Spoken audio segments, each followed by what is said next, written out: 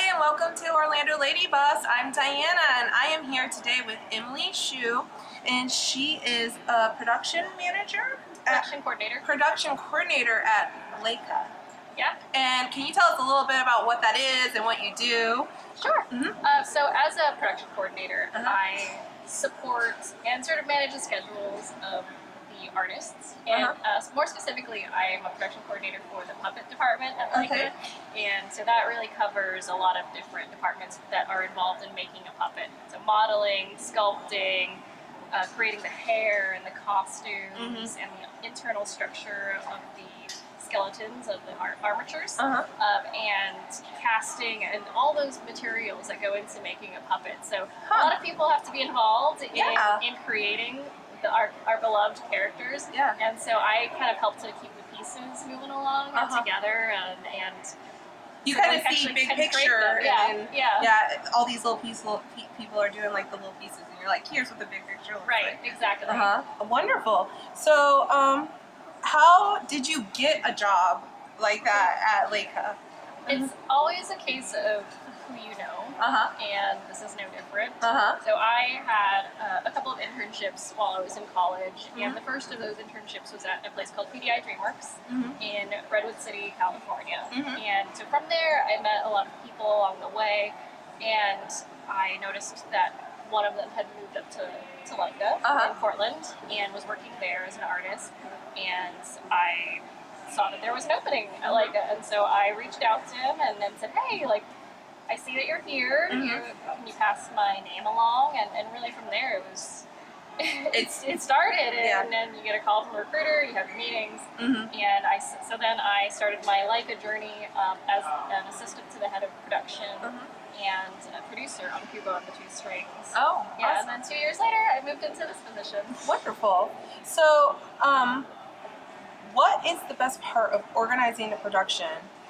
And then what is the most challenging part? So the best part is always the people. They are creative and passionate and geniuses, just amazing at what they do. When you think about all that goes into stop motion and how long it's been around, and the creativity and the craft, it's the people. Like they are the reason that we get these things done and we make the movies that we make. The challenging and also probably the most rewarding, the most fun part of what I do is all the puzzle pieces and making it fit. It's like a game of schedule, resource Tetris, and moving all those pieces around and being able to support everybody and give them what they need. That's awesome. I think a lot of people can relate to thinking about there's all these different moving parts and how do we keep all these things moving together and how challenging that could be. So production is no different than that. So which professional project has made you the proudest and why? I would definitely say that's Hsu and the Two Strings. Okay. Because it's so different and it was so heartfelt, not even just in the story, although it was, of course, just a beautiful story, but even in behind the scenes work, like we believed in it and we worked really hard to make it happen. And it's also a project that I got to see from the very beginning to the very end. And to see that whole process was really valuable to me. So what do you think that you learned the most from seeing the project from like maybe not conception, but like from the beginning to the end of the whole process? Just what a marathon it is. It takes so much work. And when you think back to like, wow, that was 4 years ago. Those 4 years of life that happened between the beginning to the end, and how many people are involved in all of those elements that are created, and you just see that whole process. It just takes a village. You can't do this as a single person. It takes a lot of people, a lot of creativity, and a lot of perseverance. Yeah, that's one thing that we've definitely learned is it's very much, everything in this industry is very much a collaborative teamwork. It takes everybody. It takes people need to learn how to work together. Yeah. If you think you're going to be in a a singular, not talking to anyone else, that's not what this is. Not at all. You can't. It would just be impossible. We need everyone. And everyone has to be talking, and everyone's working together, and everybody's really working on this goal to get this movie done and to that finish line. It's incredible, and we pull it off. So let's move on to SIGGRAPH then. Sure. So how do you compare working with SIGGRAPH in a volunteer organization versus working in more of a professional atmosphere? So SIGGRAPH, I definitely have a lot more emails because we're all volunteers. We all live in different places. It's not like you can just go into work and follow up with a person, go to their desk. It's a lot of emailing and communication and a lot of follow-ups. It's a big operation. It's amazing that when you think about how this conference comes together, really mostly through the work of volunteers, and how we have to really stay on it, and it's something that we're so passionate about and that we love. So it really is just expanding. It's a labor of love. Yeah, it is. It's a labor of love. It's also when you also work in your own company for a while, I think it's really easy to just be in a bubble. And so something different is that you have a lot more different crafts and people and different. You're seeing different skill sets and things. Because when you're in a work atmosphere, you're only seeing the skill sets that are needed for the job that you're doing. And so I feel like I definitely expanded my horizons of who I was interacting with and the kinds of people and the kinds of fields that they were in when you're in a space like this, when it's such a big affair, and it's different. It's just different from all aspects. Everything else, So what lessons have you learned then serving with SIGGRAPH on the board? Since you've been here doing this. Lessons. I have learned that this is a great industry. I have learned that everything's changing all the time. That technology changes in the blink of an eye, from one SIGGRAPH to the next. I'm constantly astounded by just how much genius is in every room, and how much it has evolved from one year to the next. Do you guys ever sit in a room and think, do you remember when we were talking about how this technology was going to be like the innovation of like the future, and now it's like completely obsolete?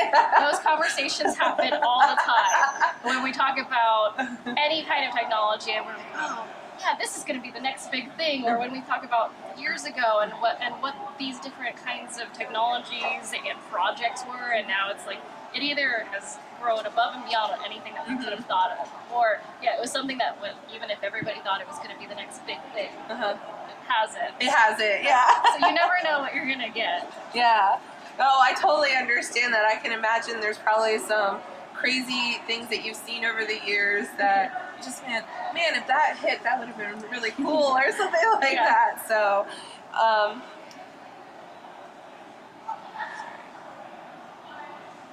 it's hard to read these on the screen. It's really, So, if you could go back and talk to your 16-year-old self and give her some advice about this industry, what would you give her? I would say probably don't sweat the small stuff. Straight A's are great, but I can't imagine how many times I beat myself up about tiny things like that. When you look at the bigger picture of this industry, that's not the stuff that matters. It's about the passion, the willingness to learn and collaborate and be flexible and just love what you're doing, and really grow into an industry. It's not about grades at the end of the day. I think that's a really important lesson, and it's been echoed a lot through the other women that we've talked to. It's about the passion and getting hard on yourself about the details is not where you need to spend your energy on. If it's something you're passionate about, you'll keep pushing yourself forward into what you want to do. More that's just more important. Yeah, definitely. Yeah. So A's are great. We're not saying don't get A's, but don't stress if you're not always perfect in what you're doing. That's definitely a great piece of advice, I think, too. So what is it like to be a woman in animation today? I would definitely say it's actually great today. Of course, there are issues that our industry is facing that we're tackling head on, but it's the presence of women in this industry has never been stronger. And you see that through a lot of initiatives to get women involved in the fields of STEM, science, technology, engineering, mathematics. And we even say STEAM now too. You add the art into it, which is important in this. It's also really important in this industry for sure. And it's you look at programs like Girls Who Code. Women in Animation has a really great initiative to get women as 50-50 by 2025, and that progress I see it on the daily, and it's quite fast. Blizzard recently just announced that their internship program more than doubled its female interns in the last year, and those are just numbers that you just can't discount. Like it's happening, and it's strong. So then, what is the industry doing we're getting the young people in and interested, the young women in? What do we do to keep them there? As you know, women have different challenges in their career than men do, in a lot of different ways. What do we do to keep them here and growing and becoming the next leaders in this industry? Definitely a strong community and support. That ranges from a variety of ways. Whether we look at industry initiatives as a whole, or if we look at company initiatives like paternity, maternity leave, that's a big one. That's a very different problem from what men would have. And it's about creating the right culture, right? And organizations like SIGGRAPH are great to go and find those other women leaders within your community, right? Right, and also promoting not even just women in this industry, but making sure that they also reach leadership roles and supporting them to be in higher management. And that really starts from the companies. That has to start from the top down. I definitely agree with that. So what are some really cool things that you're seeing from other females and other women in this industry? What are some cool things you see are happening? Obviously, we all know about the Wonder Woman just craze. Yes. Which I'm Diana, so I keep telling people there's going to be a bunch of baby Dianas running around here in the next couple of years. And it's incredible to see what one film did.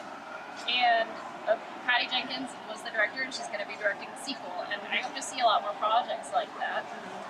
Another project that I'm really excited about is one from Jennifer Hsu Nelson, and she was the director of The Panda 2, and she was also, at the time, probably and still is, considered one of the highest-grossing female directors in our industry. Oh, very cool. And so she's actually going to be making a live-action debut in the next year.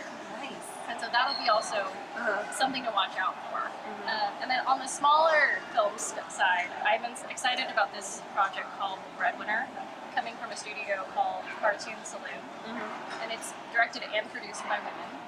The story is about a young girl who's in Taliban-controlled Afghanistan, who has to dress up as a boy to support her mother and sister after her father has been unjustly arrested. So that one is also something that I think will be very special. Do you think that it's really exciting to see the diversity in storytelling that's coming out nowadays too? It's especially important, I think, in the era that we're living in right now. And I'm excited to see more stories coming from different countries, because of course we're really strong, being in LA right now, Hollywood, and it's great to see things coming from other countries. I want to see work from China and India and just everywhere. I totally agree. It's so funny because I think about, you'll hear, there's no stories left to tell, and it's there's whole parts of the world there's so many rich stories that can be told. Yeah. That we're just like, why are we repeating the same things over and over again? There's no reason to it, because like you said, like this one that's coming out about the little girl, like those are great wealth of places for you to find stories and inspiration from. So why do you think women, and you specifically, love working in the graphic field, graphic design field and animation? I imagine probably for the same reasons that men do. It's really cool. It's awesome. The work is beautiful. It's gorgeous, and you get to be in a space between now and the future. And that's really exciting in a number of ways. Like what I'm dealing with here at SIGGRAPH could be something that the world doesn't see for maybe decades. Maybe or it doesn't make it out there at all.